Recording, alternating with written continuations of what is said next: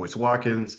And today I wanted to talk to you guys about something that I just saw with Wells Fargo. It looks like Wells Fargo just got in trouble again for surprise, surprise, racism and screwing over not just their customers, but also screwing over those who were trying to get jobs with this bank. This is interesting to me because Wells Fargo's been accused of this kind of thing before. A lot of you remember when Wells Fargo, multi-billion dollar scale, to the Black community and really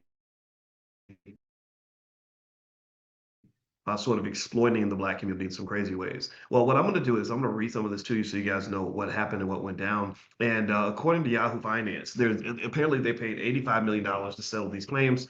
They were accused of, in a lawsuit, of conducting interviews with diverse candidates without actually planning to hire anybody for the job. There it was a former executive named Joe Bruno who addressed the concern. He said the fake interviews were inappropriate and morally wrong, ethically. He was fired in August of 2021, and Wells Fargo stated that it resulted from his combative behavior with another employee. Nonetheless, other employees have shared similar sentiments to Bruno's regarding Wells Fargo's interviewing practices. Some admitted they had to conduct interviews with diverse hires, even though the role was already filled. So basically, what Wells Fargo's been accused of is they've been accused of pretending to be interested in hiring Black people, but not actually doing that. And it's not just Black people, but just diverse candidates,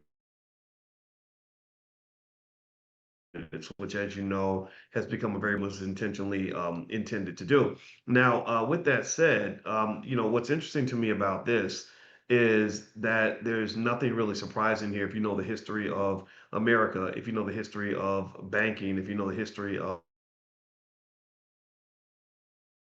corporate, if you know the history of American institutions, if you understand really how diversity actually works in America, you'll know that most diversity programs have been nothing but a scam from the very beginning. Let me know if you felt this way, if you agree with me. But most diversity programs are not really effective.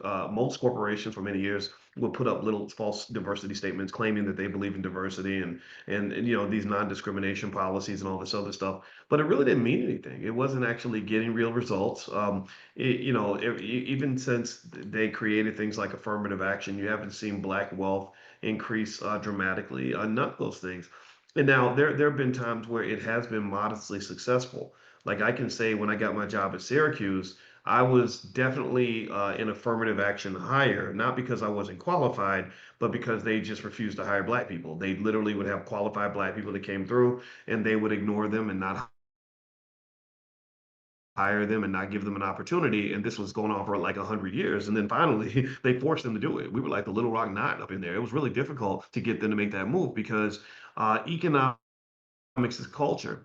In the environment that you operate in is culturally connected to who you are and what you want and what kind of people you want to work with. And I don't believe, call me combative, call me naive, call me mean. I don't know, call me a cynic, but I don't believe white people really want to work with us that much. I don't think that other people really want to work with our community as much as they say that they do. And also, there are stereotypes that just come in and haunt us from the day we walk